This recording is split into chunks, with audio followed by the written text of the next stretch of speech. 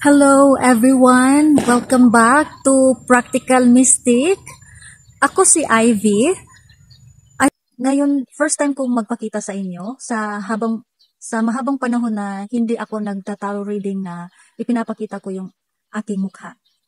Okay, so this time, hindi muna tarot reading ang ipapakita ko sa inyo sa episode na ito is ituturo ko sa inyo kung ano ang halaga ng mga chakras natin sa katawan kasi sa napapansin ko sa inyo habang nagta-tarot reading ako, palagi kong binabanggit yung heart chakra, yung mga third eye chakra, throat chakra. At siguro, isa yun sa mga dahilan na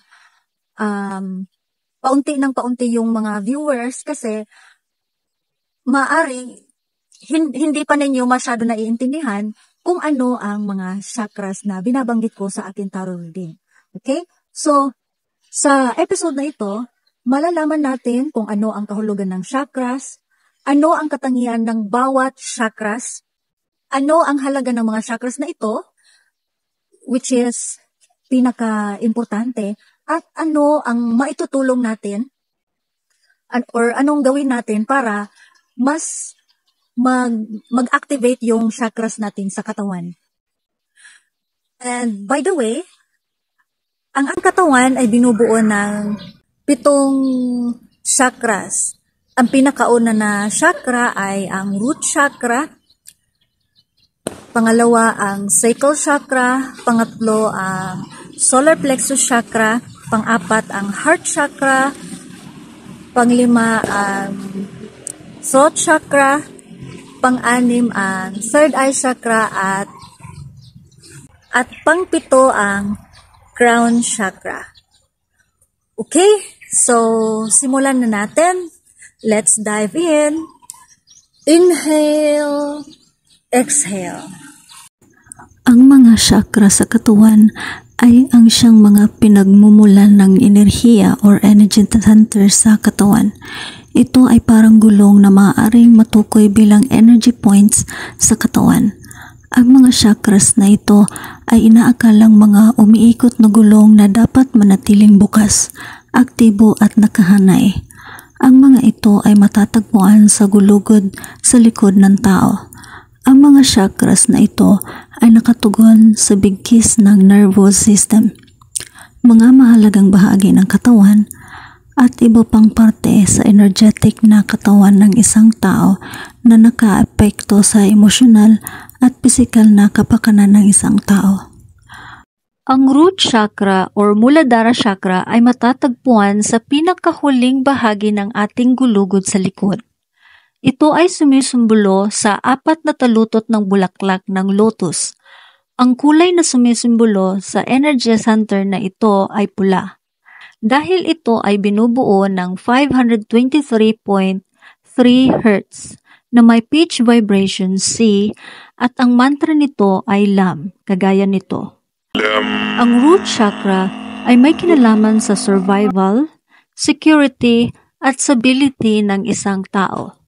Magiging aktibo at balanse ang root chakra kapag ikaw ay nakadama ng kapayapaan para sa hinaharap. Grounded ka, walang pagkabahala at walang takot na humarap sa buhay. Ang root chakra ay hindi aktibo at hindi balanse kung ikaw ay matakutin, nababahala, sakim o matakaw sa materialistic. At kung sobrang aktibo ang root chakra ay magiging materialistic ka pa rin. Matakaw ang isang tao, sakim sa posisyon, pera at iba pang bagay. Ikinatatakutan nila ang mawawalan sila ng mga material na bagay na mahalaga sa kanila. Responsibilidad ng root chakra ang iyong pagkamatatag, kaligtasan, katiwasayan, at pagkaligtas ng buhay. Kaya nga, simula sa pagkasanggol hanggang 7 years old ay dapat nagpagalaw ng iyong root chakra sa pamamagitan ng kalinga at pagmamahal ng isang magulang. Pero kung lumaki ka na sa karahasan at takot, Huwag kang mag-alala dahil may solusyon dyan. Gawin mo ang yoga pose na warrior pose at garland pose, kasabay ang breathwork. Maggamit ka ng insenso na vetiver, makinig sa tunog na may pitch vibration na C sa 523.3 Hz, kagaya nito. Makakatulong din sa iyo ang bango ng cedar at spice cloves. Kung marami kang pera, bilhin mo ang mga bato na Laguna agate, hematite, bloodstone, garnet, red coral at ruby. Nakakatulong ang mga ito para aktibahin ang iyong root chakra. Ang sacral chakra ay matatagpuan sa puso ng tao at may kinalaman sa gonads gland. Ito ay binubuo ng 6 na talulot ng bulaklak ng lotus. Ang mantra ay I feel o VAM, kagaya nito.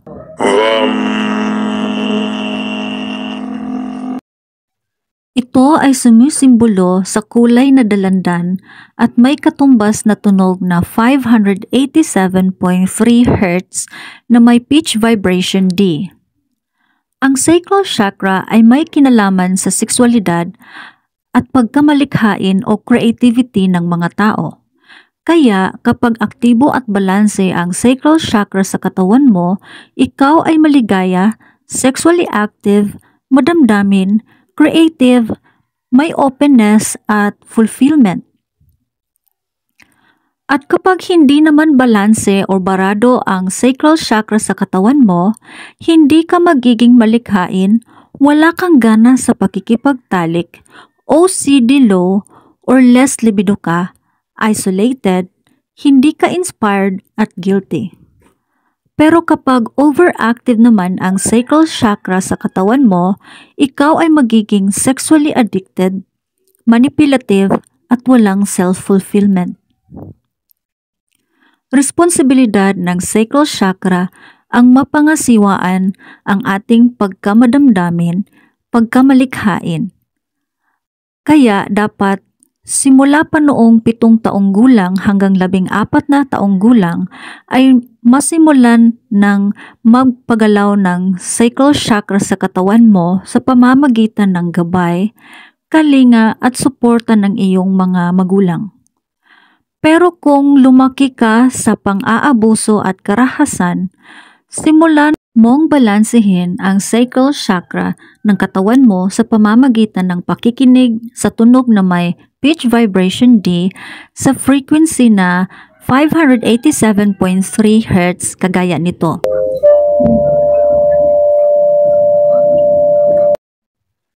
Mag-breathwork ka habang nag-yoga sa posisyon na forward bend, triangle pose at reclined thunderbolt. Gamitin ang insenso na patchouli. Amuyin mo ang bango ng ilang-ilang at sandalwood bilang aromatherapy. Gumamit ka ng mga batong hiyas na carnelian at moonstone bilang gemotherapy. Ang solar plexus chakra ay matatagpuan sa tiyan, ibaba ng dibdib at may kinalaman sa pancreas. Sumisimbolo ito sa kulay na dilaw at ang 10 talutot ng bulaklak ng lotus. Ang mantra nito ay RAM, kagaya nito.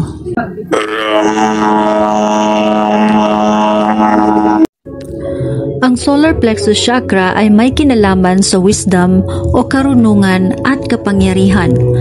Kaya kung aktibo ang chakra na ito sa katawan mo, mataas ang kumpiyansa mo sa sarili, high drive ka at may ambisyon, positibo ang iyong pananaw sa sarili. At kung barado o hindi aktibo ang chakra na ito, madadama ang kahihiyan, kulang ang pagpapahalaga sa sarili, kulang ang pagmamahala, inferior sa iba, salawahan, at may victim mentality.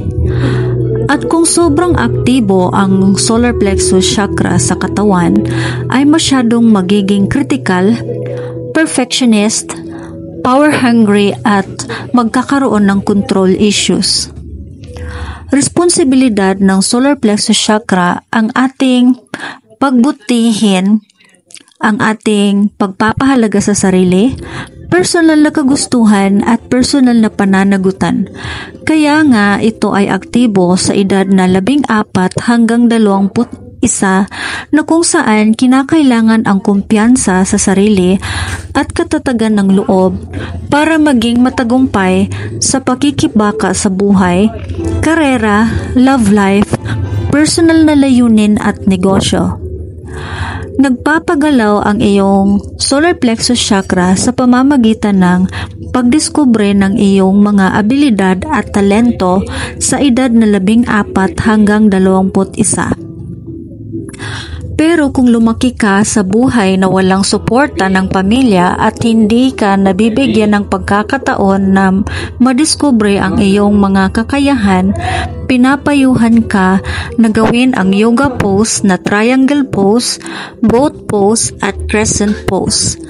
Makinig sa tugtugin na may pitch vibration E na 659.3 Hz kagaya nito. Gamitin ang germanium bilang insenso, amuyin mo ang lavender, rosemary at bergamot bilang aromatherapy. Gamitin ang tiger eye, amber, topaz at citrine. Isang mahalagang paalala. Therapy. Huminga ng malalim habang ikaw ay nag-yoga exercise. Inhale, exhale. Ang heart chakra ay pumapagitna sa dibdib at may kinalaman sa thymus gland. Ang heart chakra ay sumisumbolo sa kulay na berde. Binubuo ito ng 12 talutot ng bulaklak na lotus at ang mantra ay I love at yum, kagaya nito.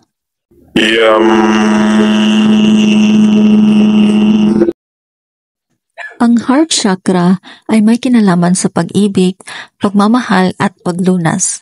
Kung aktibo at balanse ang heart chakra sa katawan ng tao, ay magiging mapagmahal siya sa sarili, mapagmalasakit sa kapwa, kahabagan, pagpaparaya, kapayapaan at mataas na vibration. At kung barado ang heart chakra sa katawan ng isang tao, ay magkakaroon ng suliranin sa relasyon, bighati, kawalang paraya, galit, at mga isyu sa pagtitiwala. At kung sobrang aktibo ng heart chakra sa katawan, ay makakaranas ang tao ng pagkainggit sa iba, codependency, kakulangan ng pagtitiwala sa sarili at sa iba, labis na pamamahagi, masyadong mapaghingi ng tawad, at mapagkasakit sa sarili. Tungkulin ng heart chakra ang regularidad ng ating emosyon, ang pisikal na aspekto ay matustusan, ang espiritual na katuparan, kamalayan o pagkabatid, at higit sa lahat, pagmamahal. Kaya nga, ito ay aktibo sa gulang na 21 hanggang 28 taong gulang. Ang mga taong gulang na ito ay inaasahang na magkaroon na ng sariling pamilya, minamahal na asawa, inaalagaan na mga anak at minamahal na ang kanilang trabaho. At kung lumaki ka sa kawalan ng pagmamahal at pag-aaruga, hindi pa huli para magpagalaw ng iyong heart chakra. Gawin mo ang yoga pose na cobra pose, camel pose at bow pose. Gumamit ka ng bulaklak na rosas bilang insenso. Makinig sa tugtugin na may pitch vibration F sa frequency na 698.4 Hz, kagaya nito.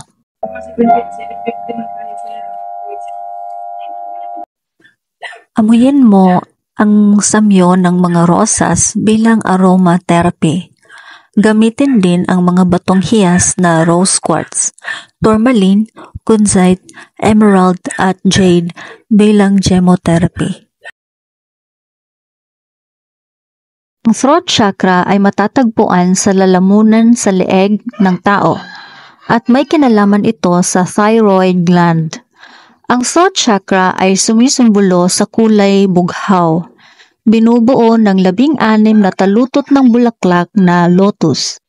At ang mantra ay HAM, kagaya nito.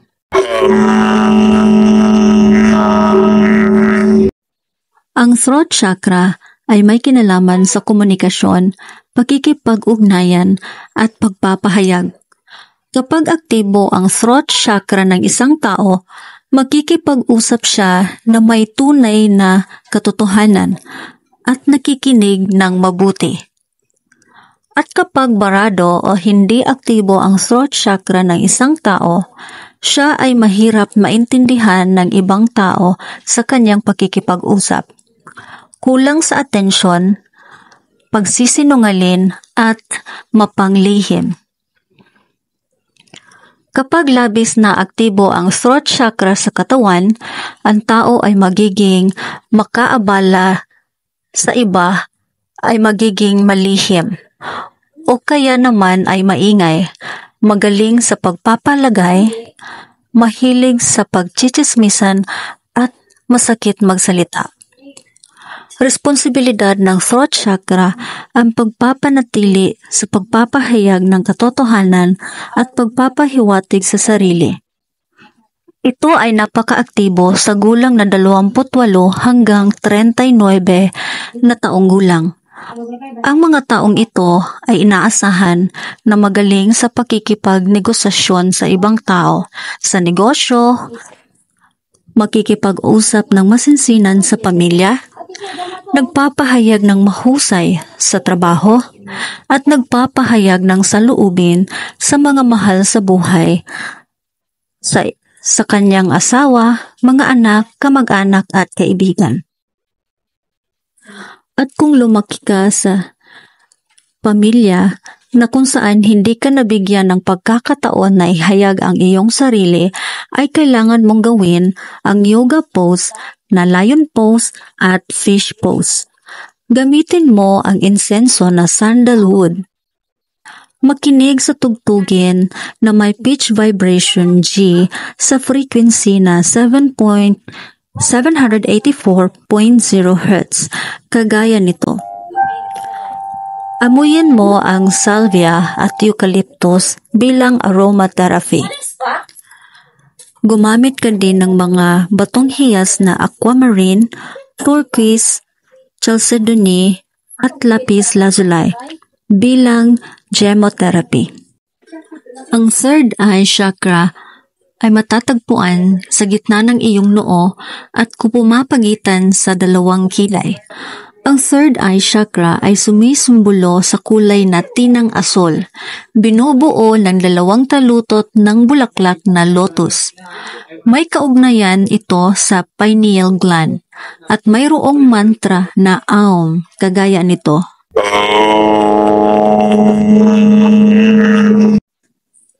Ang third eye chakra ay may kinalaman sa panloob o lihim na karunungan at kamalayan. Kapag bukas at balanse ang third eye chakra na ito, ang tao ay magkakaroon ng malinaw na pangitain, konektado sa kanyang kaluluwa at espiritu. Magkakaroon siya ng pananaw na mahigit pa sa pisikal na aspeto at may malinaw na kaisipan. At kung hindi balanse ang third eye chakra sa katawan, ang tao ay magkakaroon ng kawalan ng tiwala at pagdududa sa sarili. Hindi mahusay na paghusga o pagdedesisyon, puno ng ilusyon, kulang sa imahinasyon, kulang sa pag-intindi sa hinaharap, at pawang pisikal na aspeto lamang ang nakikita. At kung labis na aktibo ang third eye chakra ng isang tao, siya ay magkakaroon ng hallucinations, makakakita ng mga espiritu, magkakaroon ng bangungot, at makakaranas ng obsessiveness. Ang responsibilidad ng third eye chakra ay ang mapangasiwa ang espiritual na kamalayan, intuition, karunungan, at ang maliwanag na pagkaunawa. Lumalakas ang third eye chakra ng tao sa gulang na 39 hanggang 40 taong gulang. Sa mga taong ito, ang mga tao ay gustong mag-manifest ng kung ano man ang minimithi nila sa buhay para maging matagumpay sa kanilang karera, negosyo, love life at family life. Kaya naman, sila ay nagsisimba, ginagamit nila ang kanilang mga espiritual na kakayahan at sumasali sa mga panrelihiyosong samahan. Pero kung lumaki ka na barado ang third eye chakra mo, hindi pa huli ang lahat para magpaaktibo nito. Gawin mo ang yoga pose na downward dog pose, cow face pose at extended child's pose. Gumamit ng insenso na jasmine, makinig sa tugtugin na may pitch vibration A sa frequency na 880.0 Hz kagaya nito.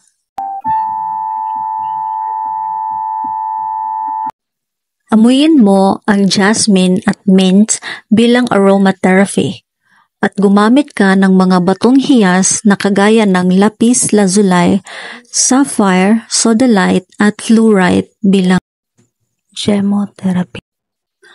Ang crown chakra ay matatagpuan sa itaas sa iyong ulo kagaya ng halo ng mga taong kilala bilang banal. Ang crown chakra ay sumisimbolo sa kulay na lila dahil ito ay may pinakamataas na frequency na umabot sa 987.7 Hz at may kinalaman sa pituitary gland. Ang crown chakra ay binubuo ng libu-libong talulot ng bulaklak ng lotus. May pitch vibration na B at mayroong mantra na Om kagaya nito.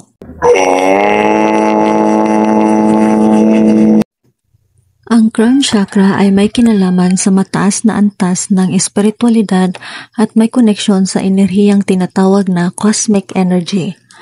Kapag balanse ang crown chakra na ito, siya ay makakaranas ng banal na pagkakaisa o oneness with the universe, taimtim na pananampalataya, universal na pag-ibig, pagkabatid, malawak na pag-unawa, karunungan at pagkakahanay o divine alignment, at purpose-driven. Ang isang tao na aktibo ang crown chakra ay magiging consciously aware, focus more than self but part of one universe at nababatid niya ang kanyang personal na tadhana.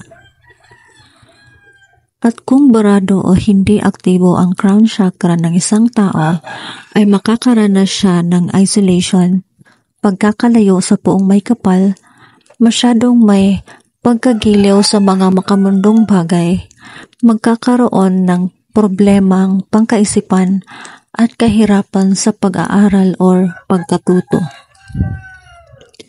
At kung masyadong aktibo ang crown chakra ng isang tao, siya ay makakaranas ng adiksyon sa espiritual na aspeto, obsessiveness, ungroundedness, judgmental, isolation, o kaya na may dogmatic. Responsibilidad ng crown chakra ang mapanatili natin ang ating cosmic energy, expansive at connection sa ating espiritu at kaluluwa. Magiging mas aktibo ang crown chakra sa gulang na 40 hanggang lagpas pa. Sa mga taong ito ng kanilang katandaan, ang mga tao ay nagsisimba, ginagamit nila ang kanilang mga espiritual na kakayahan at sumasali sa mga panrelihiyosong samahan. Pinapahalagahan nila ang pagsasamba sa Panginoon bilang katiyakan na maangkin nila ang buhay na walang hanggan sa langit kapag sila ay mamamatay sa mundo. At kung hindi pa rin aktibo ang crown chakra ng isang tao, pinapayuhan siyang gawin ang headstand bilang yoga pose kasabay ang malalim na breathwork.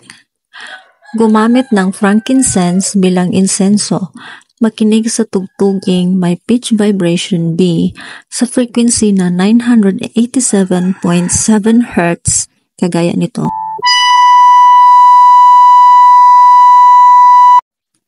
Amuyin mo ang olibanum, lotus at myrrh bilang aromatherapy at gamitin ang batong hiyas na amethyst at rock crystal bilang gemotherapy.